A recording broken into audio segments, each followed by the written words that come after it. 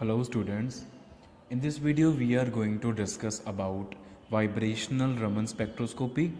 It can also be named as pure vibrational Raman spectroscopy or it can also be named as IR Raman spectroscopy. IR for infrared, and infrared are the radiations which are used when we want the molecules to show transitions in between the vibrational energy levels, because the energy gap between vibrational energy levels corresponds to the energy of infrared radiations. So their energy is comparable. The energy of IR radiations and the energy gap between the vibrational energy levels, they both are comparable. Now what is the meaning of vibrational Raman spectroscopy? Raman spectroscopy में क्या होता है ये हम in detail already पिछली 2 videos में discuss कर चुके हैं कि जिस एनर्जी स्टेट से मॉलिक्यूल एक्साइटेशन शो करता है, जिस एनर्जी स्टेट से वो एनर्जी एब्जॉर्ब करके ऊपर जाता है, उस एनर्जी स्टेट पे वो वापस आए ये ज़रूरी नहीं होता। जब वो वापस आता है ऊपर हायर एनर्जी स्टेट से नीचे अपने लो एनर्जी स्टेट के ऊपर जब वो वापस आएगा तो 3 पॉसिबिलिटीज़ होती हैं। या तो वो अपनी सेम एनर्जी स्टेट पे वापस आए, दैट इज़ रेले स्कैटरिंग और रेले ट्रांजिशन। हो सकता है कि वो कम जितनी उसने एनर्जी एब्जॉर्ब करी है उससे कम एनर्जी एमिट करके वो एक ऐसी एनर्जी स्टेट के ऊपर आके रुक जाए जो उसकी ओरिजिनल एनर्जी स्टेट से ऊपर हो। तो उस केस में क्या है, that is called anti Stokes transition. और third possibility is that the molecule comes back to an energy state which is below its original energy state, that is Stokes transition. तो इस केस में जो वो energy emit करता है वो उसकी एब्जॉर्ब्ड एनर्जी से हमेशा ज़्यादा होती है। तो ये जो ट्रांजिशन हो रही है, अगर ये ट्रांजिशन वाइब्रेशनल एनर्जी लेवल में हो रही है तो हम इस रमन स्पेक्ट्रोस्कोपी को बोलते हैं vibrational Raman spectroscopy. Means to say, मान लो कि ये हमारे पास वाइब्रेशनल एनर्जी लेवल्स हैं, these are the vibrational energy levels. We know vibrational energy levels, we have already discussed about them कि वाइब्रेशनल एनर्जी लेवल्स क्या होते हैं, कैसे होते हैं। ये मान लो वाइब्रेशनल एनर्जी लेवल्स हैं, all these are the vibrational energy levels.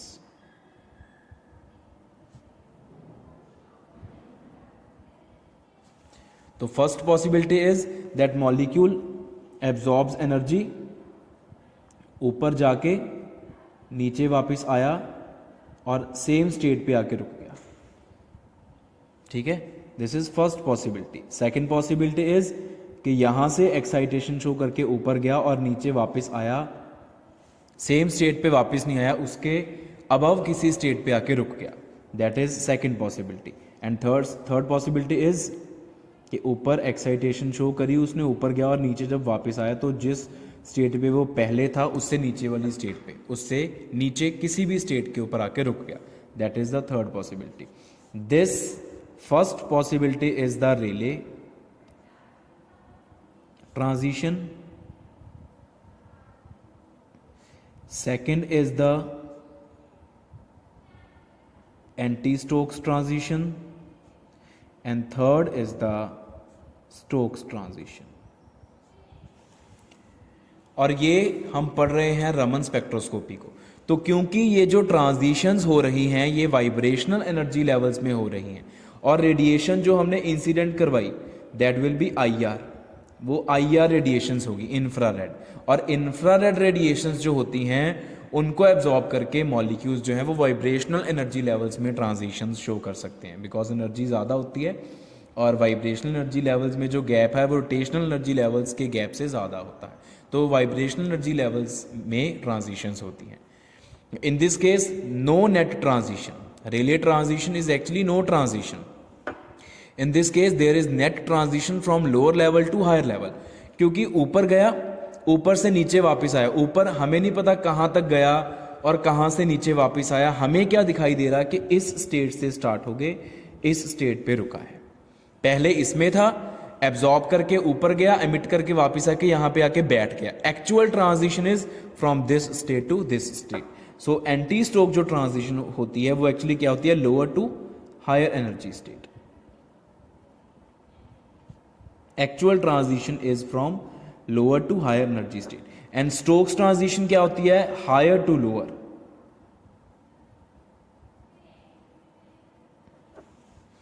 क्योंकि पहले वो इसमें था, उसने रेडिएशंस को एब्जॉर्ब करा और वो ऊपर जाके नीचे वापस जब आया तो पहले वाली एनर्जी स्टेट से नीचे वाली एनर्जी स्टेट पे रुका। तो actual transition is from this to this, this is the actual transition.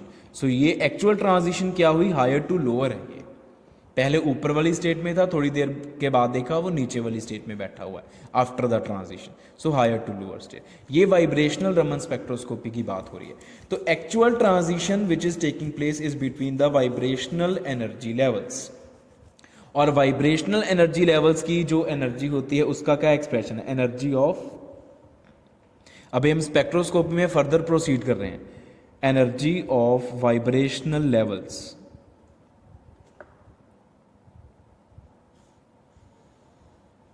N harmonic oscillator की बात कर रहे हैं हम, because it is a real oscillator. Harmonic oscillator is ideal case, anharmonic oscillator is real case. Anharmonic oscillator का ही special case होता है हार्मोनिक ऑसिलेटर, जब ऑसिलेशंस छोटी होती हैं, उनका एम्पलीट्यूड कम होता है, मीन पोजीशन से डिस्प्लेसमेंट कम हो तब वो हार्मोनिक है। अगर मीन पोजीशन से डिस्प्लेसमेंट ज़्यादा है वाइब्रेटिंग एटम्स की, वाइब्रेटिंग पार्टिकल्स की, तो एन हार्मोनिसिटी आएगी ही आएगी। तो क्या एक्सप्रेशन लिखा था हमने, E v is equal to v plus 1/2 omega E minus v plus 1/2 का square omega E x E centimetre inverse. इस पे हम बार लगा देते हैं क्योंकि जो सेंटीमीटर इनवर्स वाली एनर्जी होती है उस पर हम ई के ऊपर बार लिख देते हैं। ठीक है, इसको हम न्यू वी बार भी बोल सकते हैं। वो हम इसलिए नहीं लिखते क्योंकि न्यू और वी फिर एक जैसा लगने लगता है, इसलिए हम वी यूज कर लेते हैं। इसमें ओमेगा ही ई जो है वो है हमारी इक्विलिब्रियम फ्रीक्वेंसी, और x e is the harmonic anharmonicity constant, and v is the vibrational quantum number. V is equal to 0, 1, 2, 3 and so on. It is vibrational quantum number, denotes the vibrational energy level. V is equal to 0 is first vibrational energy level. V is equal to 1 is second vibrational energy level. V is equal to 2 is third vibrational energy level and so on. तो ये होगी एक vibrational energy level की energy. तो जो transition होएगी वो होएगी एक वाइब्रेशनल लेवल से किसी और वाइब्रेशनल लेवल के ऊपर। तो उसके लिए कितनी एनर्जी लगी, उस ट्रांजिशन की एनर्जी कितनी होगी, वो डिपेंड करेगा एनर्जी गैप कितना है। तो उसके लिए पहले हम सिलेक्शन रूल्स लिखेंगे, स्टेप बाय स्टेप चल रहे हैं। For vibrational Raman transitions,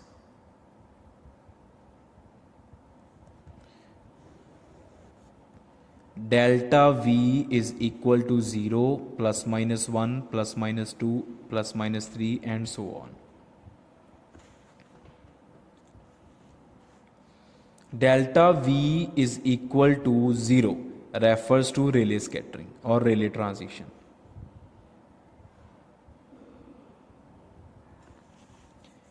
Delta V is equal to plus 1 plus 2 plus 3 and so on. All these refer to Stokes transitions.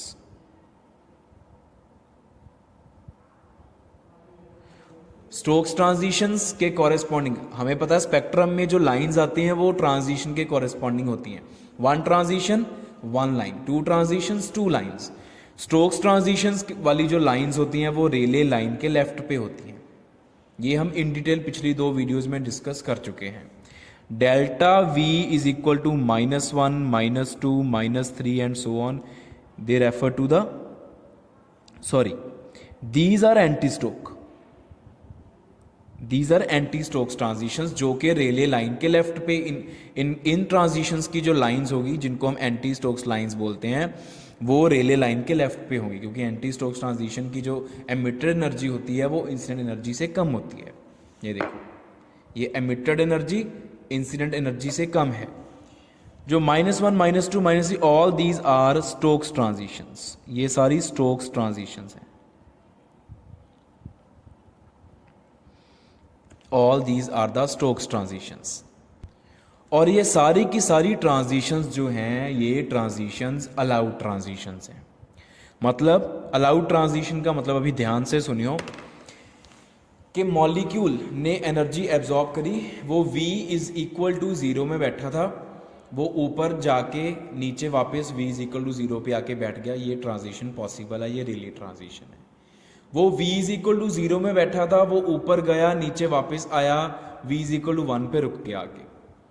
तो actual transition is 0 to 1, delta V is 1 possible transition, delta V 1 possible है।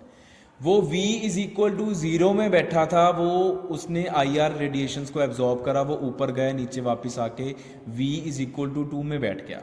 Actual transition is from V is equal to 0 to V is equal to 2, delta V is +2 which is allowed. ऐसे ही वो V is equal to 0 पे बैठा था, ऊपर जाके excitation करके नीचे वापस आके V इज इक्वल टू 3 पे बैठ गया, that transition is also possible. ये सारी पॉसिबल ट्रांजिशन है, अलाउड है।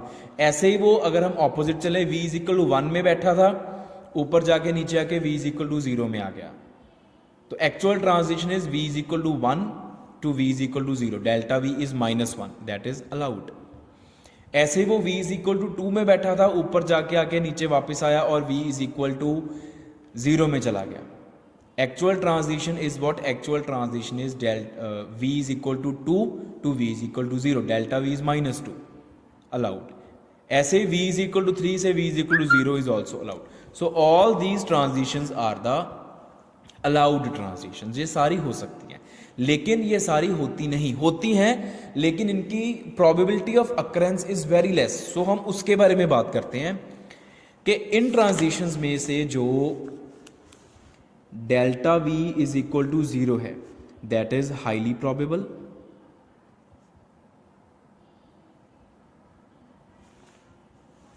Then next delta V is equal to +1 and -1, they are also highly probable.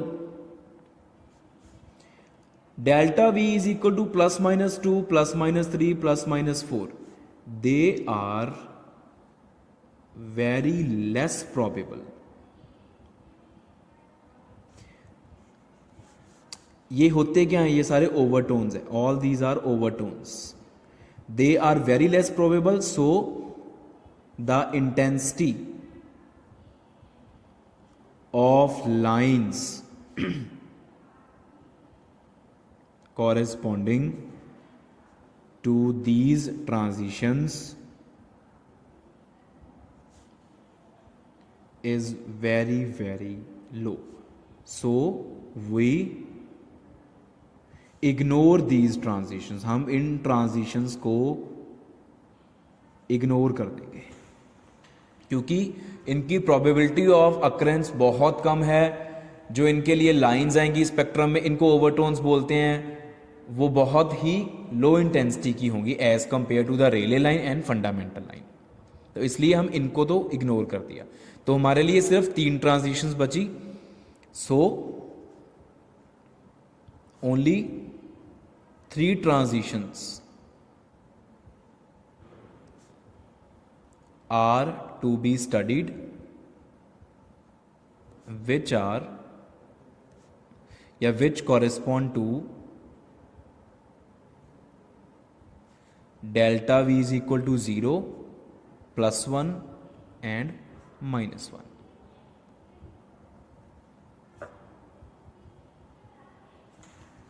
ये होगी Rayleigh line, this is the Rayleigh line.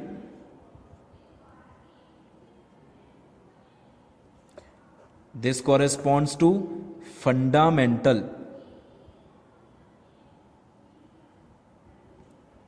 Stokes line, and this is fundamental anti-Stokes line.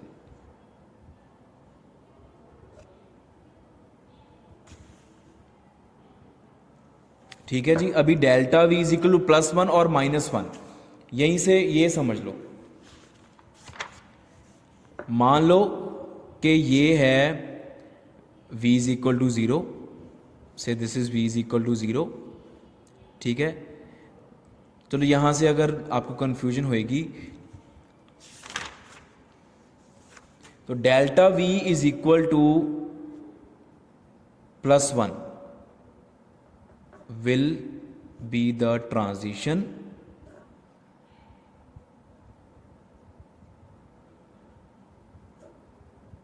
कौन सी transition होएगी ये?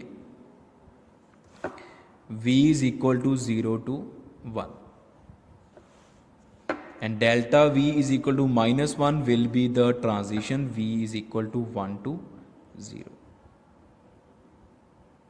ये होंगी दो ट्रांजिशंस, क्योंकि सबसे ज़्यादा जो पॉपुलेशन है वो V is equal to 0 की होती है, उससे कम V is equal to 1 की मान लो, और उसके अलावा ऊपर वाली जो होती है उनकी पॉपुलेशन बहुत बहुत कम होती है। V is equal to 2, 3, 4 उनमें मॉलिक्यूल्स नहीं बैठे होते, उनकी पॉपुलेशन बहुत कम होती है, और अगर उनमें मॉलिक्यूल्स ही नहीं बैठे हुए तो वहाँ से ट्रांजिशंस क्या होंगी?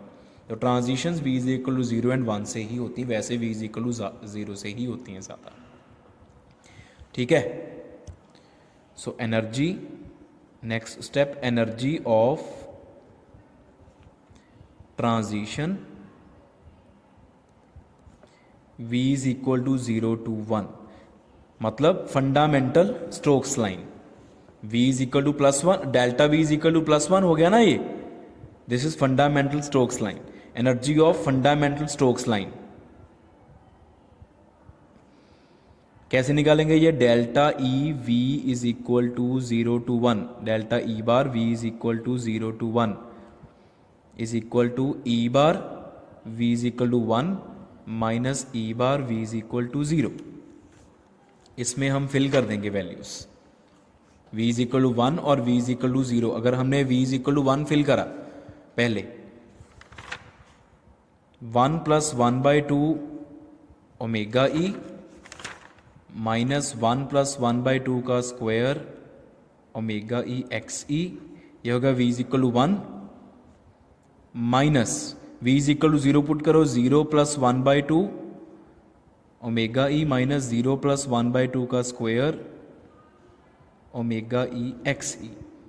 तो ये किसके बराबर आ गया? 3/2 ओमेगा E माइनस 3/2 का square 9/4 omega E XE minus 1/2 omega E plus 1/4 omega E XE। ये माइनस को अंदर ले गए साथ साथ में, तो ये हमारे पास क्या आ गया? 3/2 omega E minus 1/2 omega E is simply the omega E minus 9/4 omega E XE 1/4 omega E XE।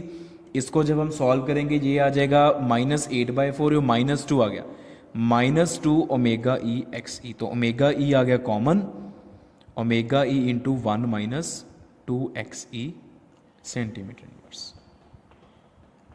ये क्या है? ये है energy of transition V is equal to 0 to 1, मतलब फंडामेंटल जो स्टोक लाइन है ये उसकी, या फंडामेंटल ट्रांजिशन, ये हमने पहले भी पढ़ी हुई है।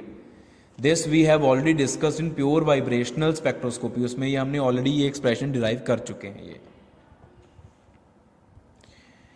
तो this much amount of energy is the actual energy for the transition V is equal to 0 to 1, जो एनर्जी गैप है V is equal to 0 और V is equal to 1 का।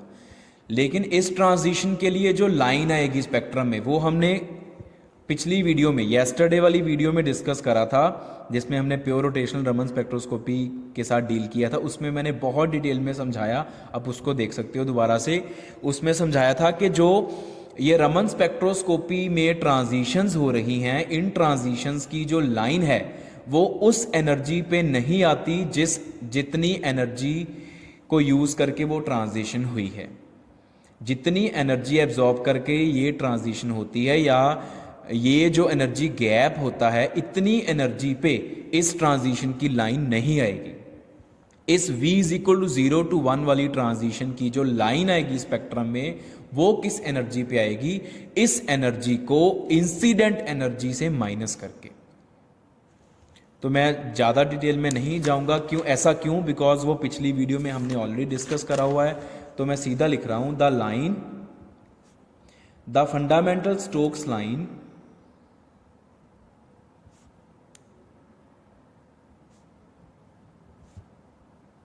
will appear at energy E bar I for energy of incident radiation bar for centimetre inverse wave number की form में, minus ये वाली energy, ये जो हमने अभी अभी फाइंड आउट करी है, omega e into 1 minus 2 x E centimetre inverse in the spectrum.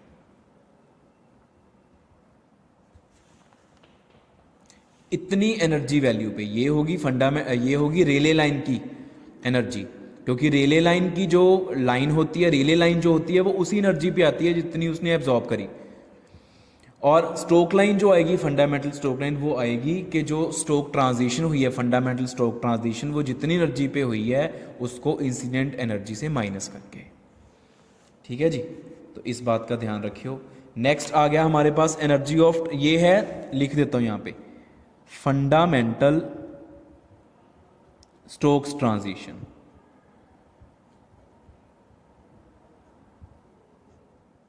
This is fundamental Stokes transition. अभी हम बात करेंगे, अभी इसके बाद हम बात करते हैं energy of fundamental anti Stokes transition.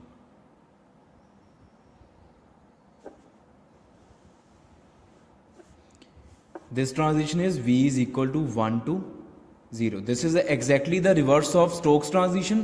It was V is equal to 0 to 1. It is 1 to 0. So energy gap between V is equal to 0 and V is equal to 1 will remain same. Here we want the energy gap. So delta E bar V is equal to 1 to 0. That will also be omega E 1 minus 2 xe centimeter inverse, although it will be having extra negative sign, but here we talk about the magnitude. We want only magnitude because हमें सिर्फ ये चाहिए कि कितनी energy लगी है। Minus sign will refer to this energy is extra, के बाहर आई है ये एनर्जी, तो हमें मैग्नीट्यूड की बात करनी है। तो इतनी एनर्जी यूज करके ये फंडामेंटल एंटी स्टोक्स ट्रांजिशन हुई है। और जो इसकी लाइन आएगी, so the fundamental anti Stokes line will appear eight energy, कितनी एनर्जी पे ये अपीयर होएगी, इंसिडेंट एनर्जी से इस एनर्जी को ऐड करके इतनी एनर्जी एक्स्ट्रा होएगी, omega E 1 minus 2 x E centimetre inverse in the spectrum. Spectrum में जो फंडामेंटल एंटी स्टोक लाइन आएगी वो कितनी एनर्जी पे होगी, वो इतनी एनर्जी पे नहीं होगी, वो इतनी एनर्जी को इंसिडेंट एनर्जी में प्लस करके होगी। क्योंकि लाइंस जो रमन स्पेक्ट्रम में आती हैं वो लाइन उतनी एनर्जी पे आती है जितनी एनर्जी स्कैटर की गई हो, एमिट की गई हो। तो इसने फंडामेंटल एंटी स्टोक ट्रांजिशन के लिए पहले मॉलिक्यूल ने कुछ एनर्जी को एब्जॉर्ब किया, वो ऊपर गया, फिर जब वो वापस आया तो वो अपने पहले वाली स्टेट से नीचे आया, तो उसने जितनी एनर्जी को एब्जॉर्ब करा था उतनी एनर्जी से ज़्यादा एनर्जी को उसने एमिट करा। तो जो लाइन आएगी वो किस एनर्जी पे आएगी, जितनी एनर्जी को एब्जॉर्ब करा था उस एनर्जी से ज़्यादा एनर्जी जो है उसके ऊपर ये ट्रांजिशन वाली लाइन अपीयर होएगी। ये मैंने पिछली वीडियो में इन डिटेल डिस्कस करा हुआ सारा कुछ। तो अभी बस हमारे पास क्या रह गया, general pattern of the pure vibrational Raman spectrum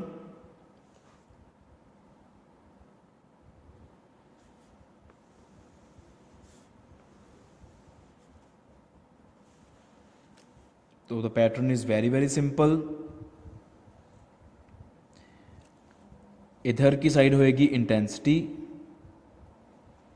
और इधर होएगी energy, energy in centimetre inverse.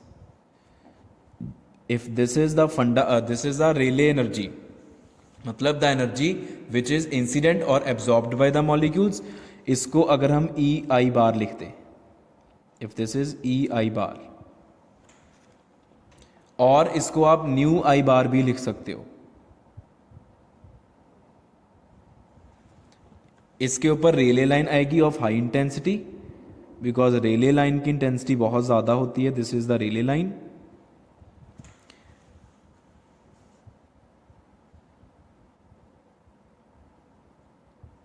इस रेले लाइन के लेफ्ट पे फंडामेंटल स्टोक लाइन कितनी एनर्जी पे, ई आई बार से इतनी एनर्जी माइनस करके. तो मान लो ये यहां पे आ गई, तो this will also be having good intensity. और इसको हम लिख देते हैं this is fundamental Stokes line.